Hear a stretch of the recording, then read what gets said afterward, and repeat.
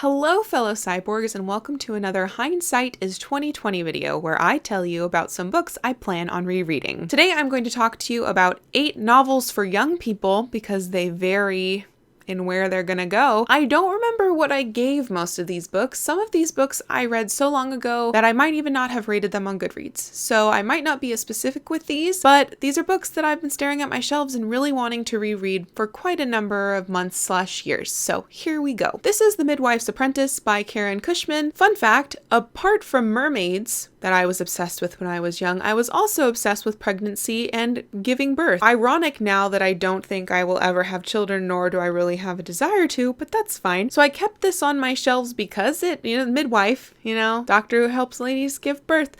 So I don't remember anything about this except for that the main character is treated super horribly at the beginning and she becomes a midwife's apprentice, and there's nothing else. But I've kept this on my shelves for like years and years and years, and I want to know why. So I'm going to reread it. Eva Ibbotson is an author that I really enjoy. I've read many of her books over the years and think she's absolutely delightful. Island of the Aunts is one of the few of her books that I read in actual childhood, and that's because of this lady, a mermaid. So I remember there are mermaids in here. I remember it's an island of aunts, and these aunts are like conservationists who want to protect sea life, and some of that sea life is mythical, but in this world it's factual. And I really want to reread this, not only because it's Ibbotson, but also because of the mermaids. I had to read The Maestro by Tim Wynne-Jones for my children's lit course in university, and I enjoyed it so much that I chose to read it a second time that semester to prepare for the tests, but mostly because I wanted to read it again. I remember there being a reference to Koshi the Deathless in this and fairy tales. I also remember there being a piano-playing hermit in the woods. Just reading Backwater by Joan Bauer, which has like a hermit in the woods in wintertime, really made me want to pick this up and kind of compare the two. So planning on rereading this. The Riverbank by Kij Johnson was a highly anticipated release for me, I think in 2017 or 18. I really enjoy most of Kij Johnson's writing, and this is a sequel to Wind in the Willows by Kenneth Grahame, which I find a really endearing children's classic. I remember being really put off when I read this though, because the characters that we love and adore, specifically Mole in the Wind in the Willows, had an attitude problem in this. It seemed like this book was really concerned about adding women into the Wind in the Willows rather than preserving the characters that were originally in the Wind in the Willows. And I remember being super not happy about that when I first read it, but now I'm thinking that perhaps that is important. Like maybe putting women and female characters in the Wind in the Willows is more important than preserving like the bro-ness that is in Wind in the Willows. So I don't know. I want to find out. Hence the reread. I remember being blindsided and loving The Little Prince by Antoine de Saint-Exupéry. Antoine de Saint-Exupéry. Antoine de Saint-Exupéry. By Antoine de Saint-Exupéry.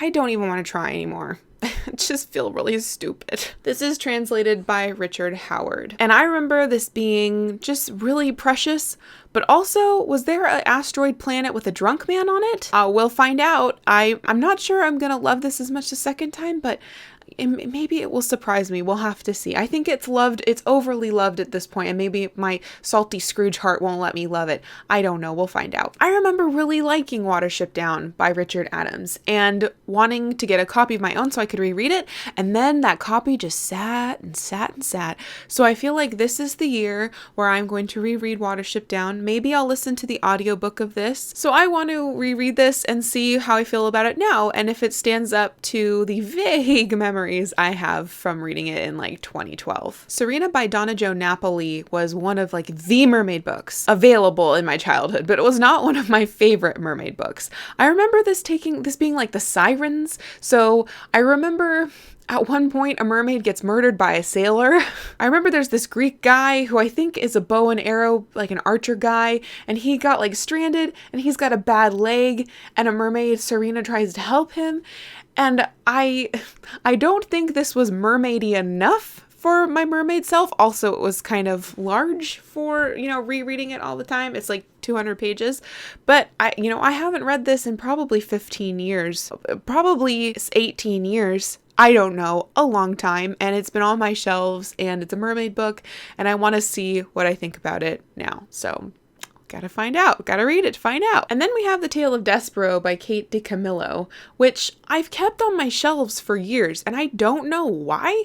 I didn't grow up with this book. This is one of the books that I feel like I got at a Scholastic book fair when I was like entering middle school age, so like 11 or something. I read it once and I never got rid of it, and I don't remember why I enjoyed it. I remember enjoying it, and I've kept it all of these years because I'm like puzzled as to my feelings on this, so I need to reread it and see if I need to keep it on my shelves. So those are the novels for young people that I would like to reread, because most of them, I have them, and I don't have a good reason to get rid of them, but I don't know why I have kept them all these years. So thank you for watching, and until next time, wish me luck on reading all of those books, and continue to be lovely. I remember being blindsided and loving The Little Prince. I remember like the bunny folklore, and so I'm just getting tired.